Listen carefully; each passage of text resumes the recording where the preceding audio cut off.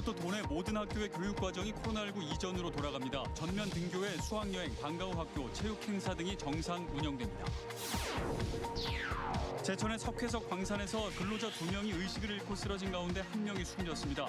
일산화탄소에 중독돼 변을 당한 것으로 추정하고 있습니다. 학자금 대출 체납으로 부실 채무자가 돼 사회생활을 시작하는 청년들이 늘고 있습니다. 충북인재양성재단이 이런 사회초년생들을 구제하기 위해 강화된 신용회복 프로그램을 만들었습니다. 코로나로 2년간 개최하지 못했던 청원생명축제가 준비를 본격화하고 있습니다. 라이브 커머스 방송으로 농특산물을 판매하는 온라인 축제가 오는 28일부터 먼저 시작됩니다. 여러분 안녕하십니까. CJB 8시 뉴스 시작합니다. 사회적 거리두기가 대부분 해제된 가운데 학교도 코로나 이전으로 돌아가는 일상 회복이 시작됐습니다. 다음 달부터는 원격 수업 없이 전면 등교해야 하고 수학여행이나 체험학습도 정상 운영됩니다. 진기흥 기자입니다. 중학교 3학년인 김태훈 군은 친구들과 수학여행 한 번 못 가본 학교 생활이 너무 아쉽습니다. 코로나19가 시작된 2020년 입학한 탓에 다양한 진로를 탐색하는 1학년 자유학년제도 제대로 체험하지 못했고 각종 체험 활동도 제한됐습니다. 학교 온 이후로 아무것도 못 해가지고 추억이 많이 없잖아요. 친구들이랑 어딜 막 체험하러 어디를 놀러 가는데 제가 엄청 적었잖아요. 가는 거를 좀 많이 갔으면 좋겠어요. 2년 넘게 이어진 사회적 거리두기가 해제되면서 다음 달부터 충북의 모든 학교의 교육과정이 코로나19 이전 수준으로 운영됩니다. 우선 교내 확진자 수에 따라 전면 등교와 부분 원격 등 4단계로 나눈 등교 지표 운영이 중단되고 모든 학교가 전면 등교합니다. 주 1회 등교 전 자가진단 키트 검사 의무도 다음 달부턴 사라집니다.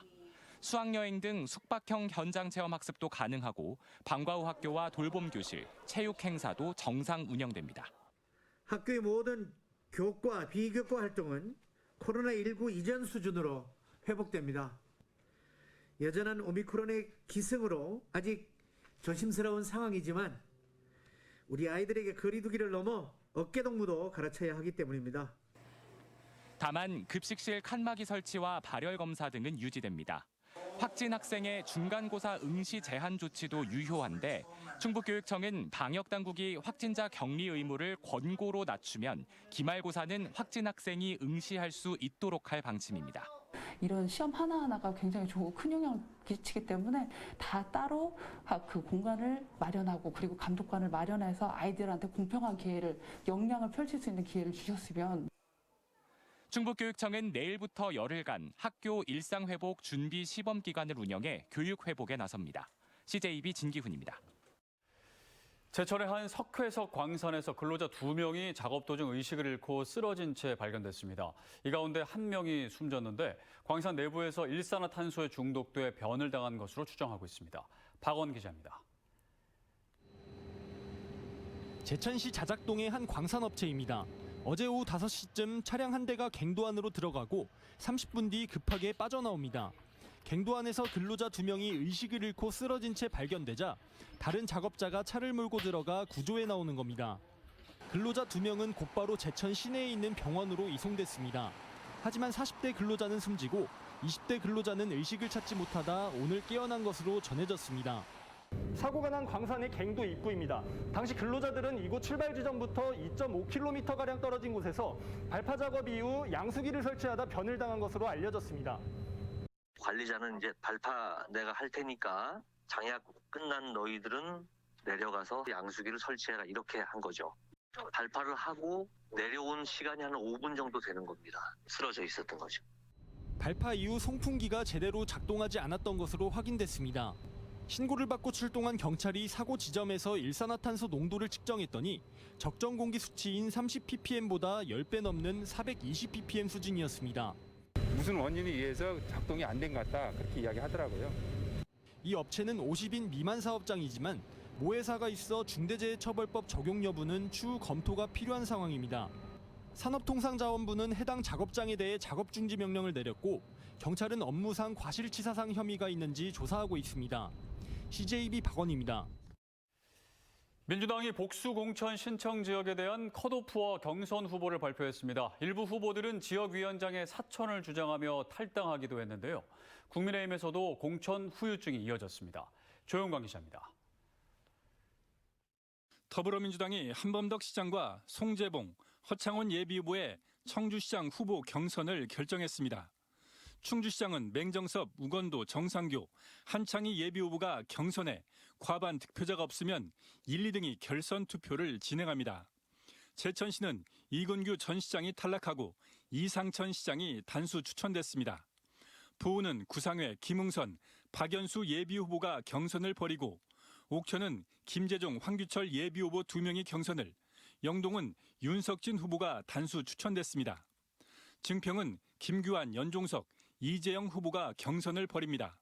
민주당은 앞서 단수 공천 신청 지역인 괴산과 진천, 음성, 단양군수 후보를 단수 추천했습니다. 한 현역 도의원은 이번 지방선거 공천과 관련해 지역위원장인 국회의원이 전횡하고 있다고 주장하며 탈당했습니다. 국민의힘에서는 공천 후유증이 계속되고 있습니다. 류한우 단양군수 지지자들은 당초 단수 추천이 재심에서 김문군, 김광표 예비후보와의 경선으로 번복됐다며 엄태영 국회의원의 해명을 요구했습니다. 중앙당의 재심의 결정에 어떠한 역할을 하셨고 왜? 경선이 확정된 민주당 충주시장 예비후보 4명의 원팀 선언은 이틀 만에 균열이 생겼습니다. 우건도, 정상교, 한창희 예비후보는 공동 성명을 내고 맹정섭 예비후보가 선관위에 등록한 선거 사무소 외에 유령 사무실을 운영해왔다며 철저한 조사를 촉구했습니다.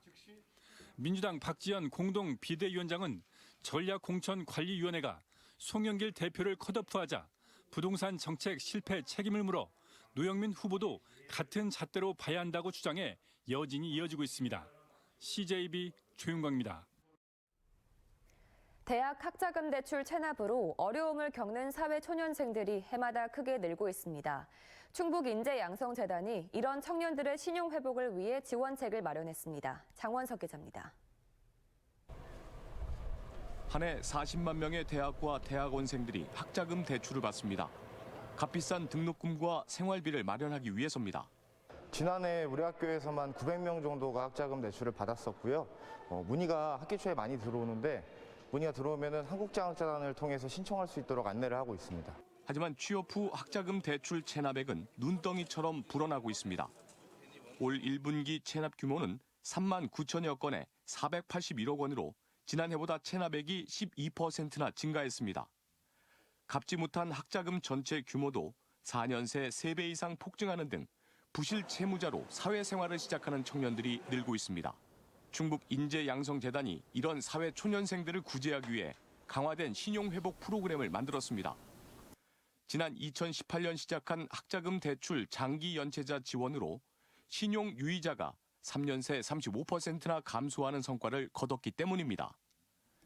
체납금 분할 상환 약정을 체결할 경우 채무 금액의 5%를 초입금으로 지원하고 연체이자 징수를 면제하며 취업 불이익이 없도록 신용 회복에 초점을 맞추고 있습니다.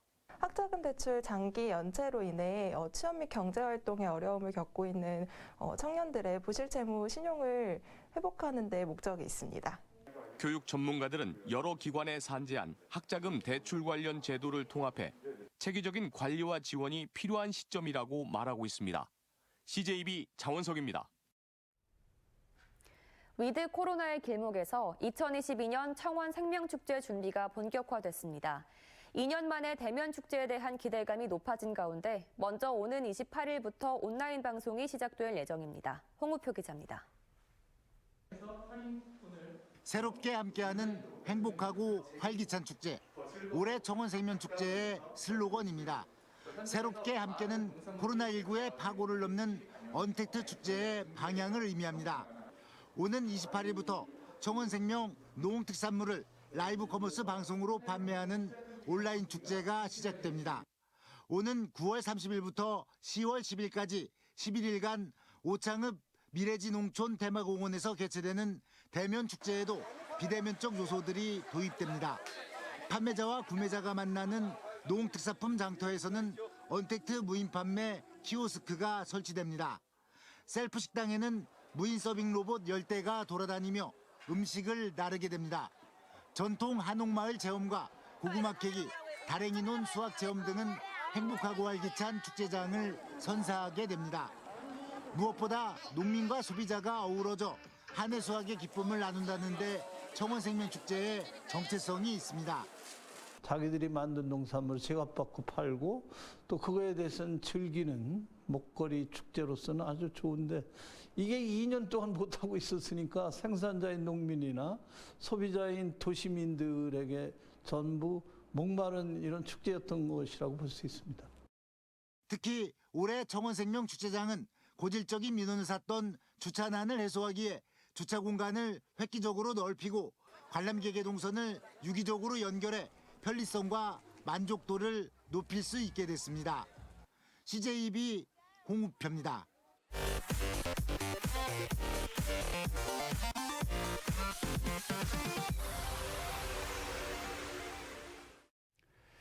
오늘 장애인의 날을 맞아 충북 장애인 차별철폐 공동투쟁단은 충북도청 앞에서 기자회견을 열고 저상버스와 장애인 콜택시 확충 등 장애인 이동권 보장을 요구했습니다.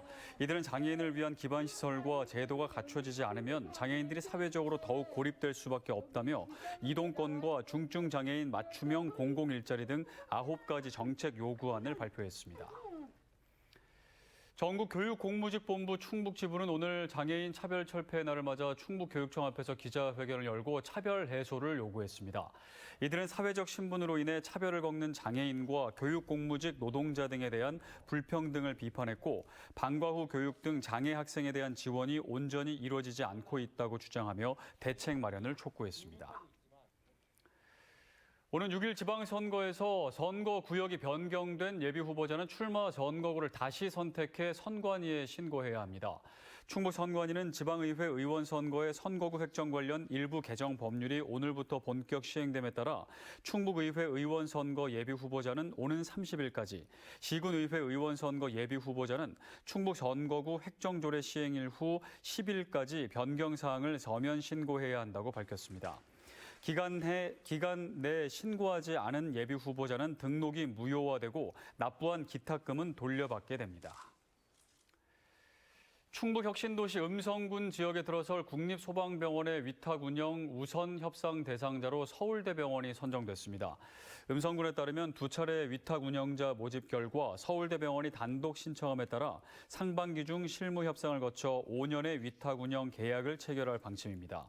오는 2025년 준공 예정인 국립소방병원은 화상과 재활, 정신건강 등 19개 진료 과목과 302개의 병상을 갖추게 됩니다. 충북 인삼농협의 인삼 홍삼 제품이 미국 시장 수출길에 오릅니다. 충북 인삼농협은 오늘 증평 충북 인삼농협 본점 앞에서 선적식을 갖고 홍삼 인삼 가공식품류 5만 달러 수출을 진행했습니다. 올해 대미 수출 목표액은 100만 달러로 국내 인삼 소비량 감소로 어려움을 겪는 도내 인삼 재배 농가들에 도움이 될 것으로 보입니다. 청주시 오송읍의 신축 예정인 청주전시관과 한국전력거래소 중부지소가 한국수자원공사의 수열에너지 보급지원 시범사업 대상으로 선정됐습니다. 이 사업은 대청댐의 상수원을 활용해 내년 3월 착공 예정입니다. 수열에너지 시스템은 여름철 수온이 대기 온도보다 낮고 겨울철에는 높은 특성을 활용하는 냉난방 방식으로 탄소 저감 효과가 기대되고 있습니다.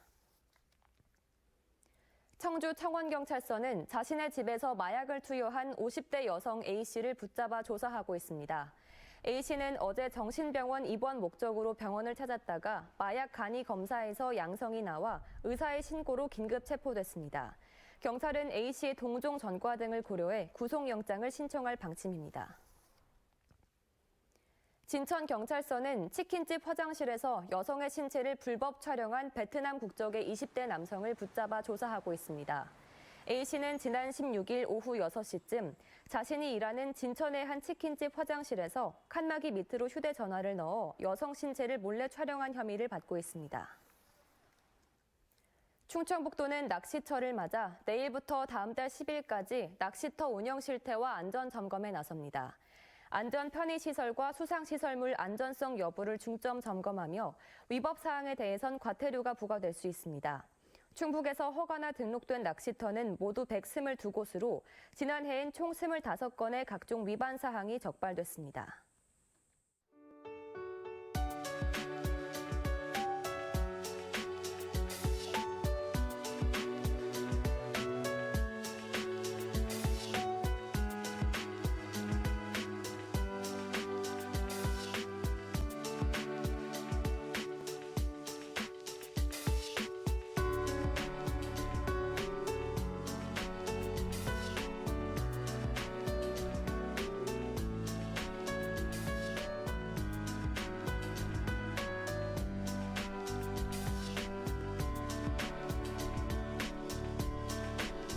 CJ 8시 뉴스를 모두 마칩니다. 시청해주신 여러분 고맙습니다.